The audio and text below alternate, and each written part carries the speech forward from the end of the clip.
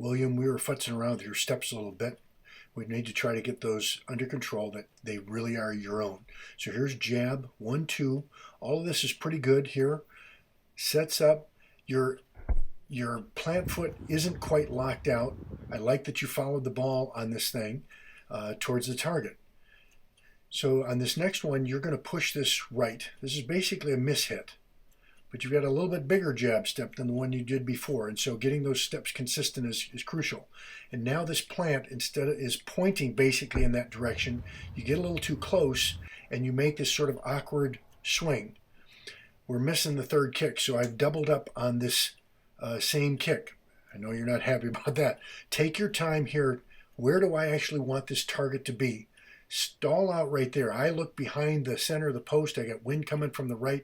I see those highlighted trees right in the middle of that cluster, and I see sort of the shadow pocket on the right. I really want to focus in on that's the spot I want to kick this ball towards. Now once you set up, I want to make sure that your plant foot is going right to that pocket. When you hit this ball, your plant foot basically is going in the direction that you're kicking it now, and so it forces your foot into kind of a funny spot, and it hits the inside panel, and it's not a good strike, and so it goes way right. It's just a mishit, but it's all set up because we don't quite have the steps down so that you're in that perfect spot every time.